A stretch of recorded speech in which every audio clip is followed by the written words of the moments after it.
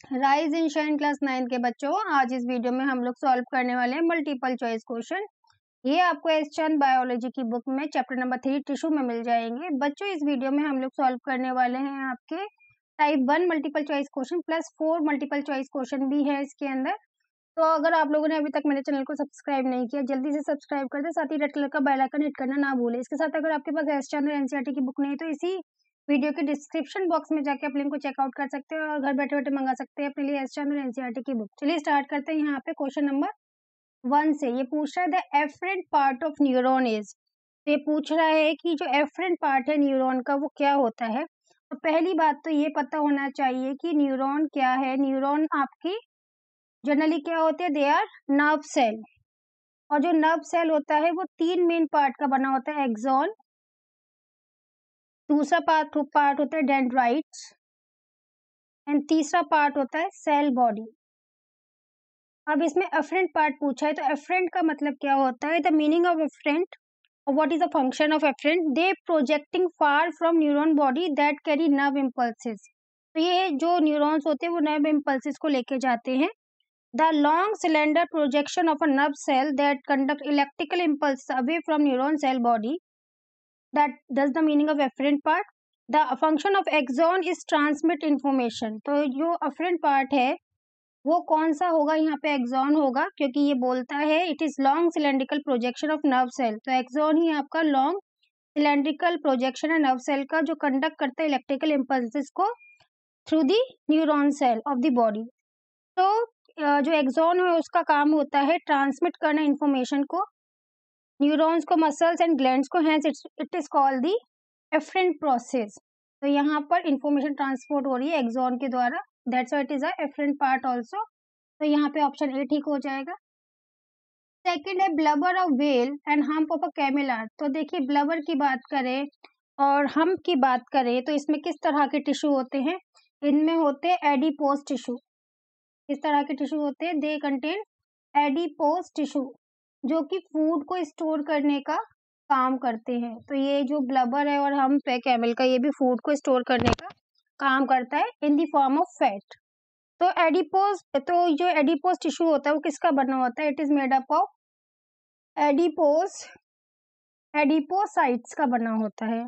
ये कैसे होते हैं, राउंड होते हैं या फिर ओवल होते हैं, और किस फॉर्म में होते हैं, लार्जर फैट ड्रॉपलेट में होते हैं, न्यूक्लियस इन दी पेरीफेरी। तो ये पूछा है ब्लबर ऑफ व्हेल और hump of a camel are adipose tissue, तो डी ऑप्शन यहाँ पे ठीक हो जाएगा। 3 है cuboidal tissue take part in. जो क्यूबॉइडल टिश्यू है वो किस में पार्टिसिपेट करता है, तो जो क्यूबॉइडल टिश्यू है, पहली बात तो जो क्यूबॉइडल टिश्यू है it is a kind of epithelial tissue. ये टाइप है इपिथेलियल टिश्यू का। इपिथेलियल टिश्यू वो होते हैं जो कि कवरिंग का काम करते हैं, ठीक है। और फाउंड इन द बॉडी, ये कहाँ मिलते हैं, ये बॉडी में मिलते हैं, obviously found in the body. और ये सिंगल लेयर के बने होते हैं, they are made up of single layer, जो कि काफी थिक होती है। So how it is work, तो ये जो एक्चुअली इनको क्यूबॉइडल इसलिए बोलते हैं क्योंकि क्यूब शेप में होती है इनकी शेप, और ये किडनी के ट्यूबल्स में मिलते हैं, रेस्पिरेटरी ब्रोंकाइलीज में मिलते हैं। तो जो क्यूबॉइडल टिश्यू है वो क्या काम करते हैं, क्योंकि किडनी में भी मिलते हैं, किडनी के टिश्यू में भी मिलते हैं, और रेस्पिरेटरी सिस्टम में भी मिलते हैं, ठीक है। तो रेस्पिरेशन में जो ऑक्सीजन है उसका एब्जॉर्प्शन का काम होता है, तो obviously cuboidal tissue take part in absorption also. Kidney में सीक्रेशन और एक्सक्रीशन का काम होता है, तो उसमें भी पार्टिसिपेट कर रहे हैं। तो सही ऑप्शन आ जाएगा डी वाला, all of the above, that cuboidal tissue take part in all of the above, like absorption में, सीक्रेशन में और एक्सक्रीशन में। फोर्थ है हार्ट मसल्स आर। देखिए, जो हार्ट की जो मसल्स होती हैं they are known as a cardiac muscle. कैसी मसल होती है, कार्डियक मसल होती हैं, और ये जो फाउंड होती हैं वो हार्ट की वॉल में होती हैं। कैसी होती हैं, इनका जो न्यूक्लियस होता है वो यूनी होता है, मतलब 1 होता है, they are uninucleated muscles and has a single nucleus. Also, they are not controlled by will and hence said to be involuntary. तो देखिए, वॉलेंट्री वाला तो ऑप्शन ही गलत हो गया, है ना। तो अब ये इनवॉलेंट्री स्ट्रेटेड बोल रहा है और ये बोल रहा है इनवॉलेंट्री स्ट्रेटेड एंड यूनिन्यूक्लिएटेड। तो मैंने भी बोला ना एक ही न्यूक्लियस होता है, ये जो हार्ट की मसल्स होती है जिनको कि हम कार्डियक मसल भी कहते हैं। तो फोर्थ का भी जो ऑप्शन डी है वो ठीक होगा, they are involuntary striated and uninucleated. तो ये चीजें हमको यहाँ पे छोटी छोटी सी चीजें हैं जो कि हमको जान लेनी है। बच्चों अभी तक चैनल सब्सक्राइब नहीं किया तो जल्दी से कर दीजिए। प्रॉब्लम्स को भी आप कमेंट बॉक्स में बता सकते हैं। अब बोल रखा है सिंपल टिश्यू आर दीज। अब यहाँ पे सिंपल टिश्यू पूछा हुआ है, ऑप्शन दे रखे हैं पेरेन्काइमा, जाइलम और कोलेनकाइमा, फ्लोएम। तो मैं आपको बता दूं जो जाइलम है और जो फ्लोएम है, ये जाइलम आपका वाटर ट्रांसपोर्टेशन का काम करता है, फ्लोएम आपका पूरा न्यूट्रिशन के ट्रांसपोर्टेशन का काम करता है। ये सिंपल नहीं है, ये कॉम्प्लेक्स टिश्यू है।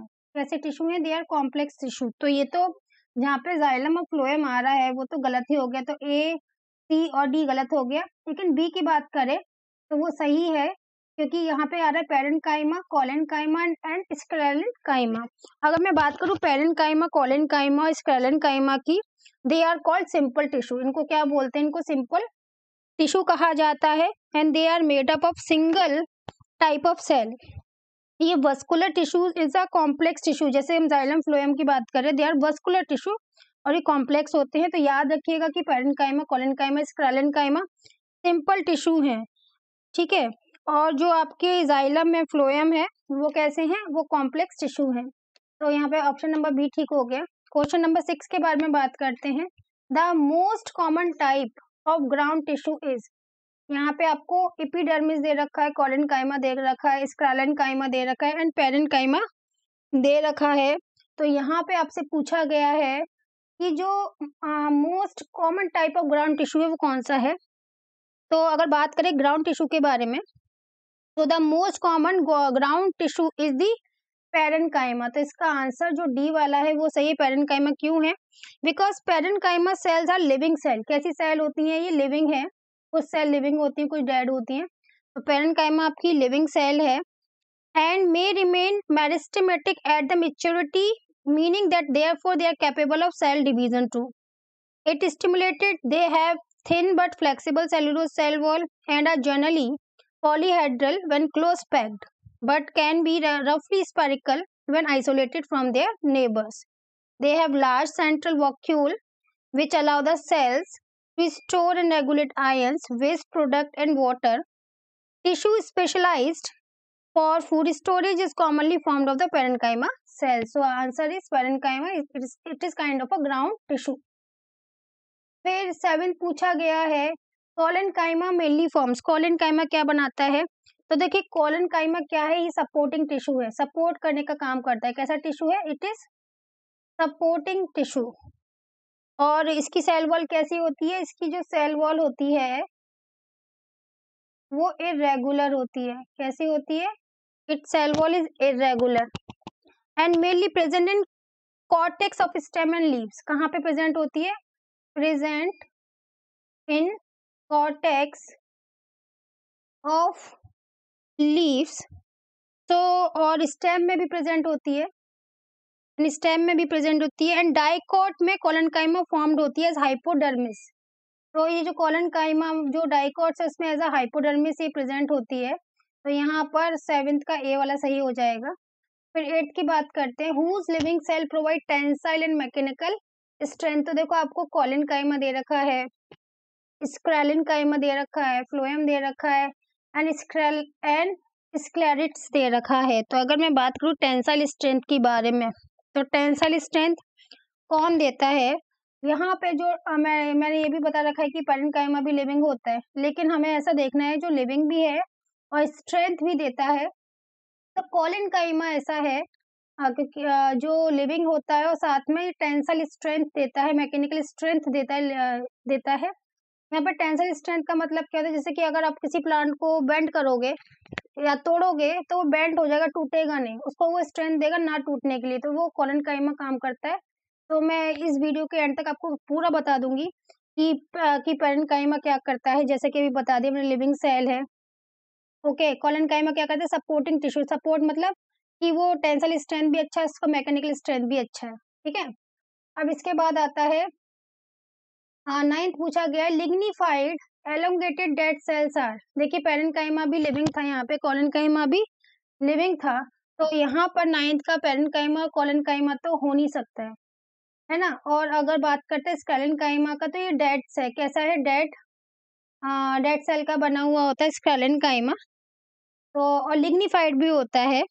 अगर मैं बात करती हूँ यहाँ पे पेरेन्काइमा सेल है थिन वॉल्ड, अगर पेरेन्काइमा की बात करूँ थिन वॉल्ड है, फ्लेक्सिबल है, लूजली पैक्ड है और ये लिविंग है, तो ये अपने शेप चेंज करता रहता है। और कोलेनकाइमा के बारे में बात करूँ तो ये भी लिविंग है, एलोंगेटेड है, रेगुलर है, थिक होती है इसकी जो इंटरसेलुलर स्पेस होता है उनके कॉर्नर्स। अगर स्केलेनकाइमा की बात करूँ तो ये डेड सेल है और क्या होता है, लिग्निफाइड होता है। They are dead elongated thin narrow cell with thick end walls without any internal space. तो यहाँ का सही आंसर जो नाइन्थ का है वो सी वाला होगा, स्केलेनकाइमा। फिर आता है 10th, simple epithelium is a tissue in which cells are. जो सिंपल एपिथेलियम होता है tissues in which cells are, तो सेल कैसी होती हैं। अगर मैं सिंपल एपिथेलियम टिश्यू की बात करूं तो ये एनिमल टिश्यू होते हैं। कैसे होते हैं, it is a type of animal tissue. फिर उसके बाद बात करें तो ये जो बनते हैं, क्योंकि ये कवर करने का काम करते हैं, तो ये सिंगल लेयर के होते हैं और ये सिंगल लेयर भी काफी ज्यादा थिक होती है। और कैसे होती है, ये दोनों आपस में जुड़ी होती हैं, तो attach one two other, attach one two another से ये जुड़ी होती हैं। और कैसी है, सीमेंटेड है डायरेक्टली टू वन अनदर, जुड़ी है तो सीमेंटेड है, तो यहाँ पे आएगा harden and provide support to organs, no, continuously dividing, no, cemented directly to one another form a single layer, yes, यहाँ पे सी आंसर ठीक हो जाएगा। 11th है pavement epithelium is the name of, जो पेवमेंट एपिथेलियम है वो किसका नाम है। अगर मैं यहाँ पे बात करती हूँ, यहाँ पे ऑप्शन दे रखे हैं आपके स्क्वेमिश, क्यूबॉइडल, सिलिएटेड, एक्कुलाम्बरा। तो अगर बात करूँ सिंपल स्क्वेमिश सेल की, तो they have the appearance of thin flat plates, तो इनका जो अपीयरेंस होता है कभी पतला इनसी फ्लैट सी प्लेट्स का होता है। They have horizontal flattened elliptical nuclei cause of the thin flattened form of the cell, as it consist of single layer of flattened sac like cell, it resemble pavement and hence simple squamous cell are the pavement epithelium. तो ये आप याद कर लीजिएगा यहाँ पर कि अगर हम बात करते हैं pavement epithelium is the name of, किसका नेम है, it is the name of squamous epithelium.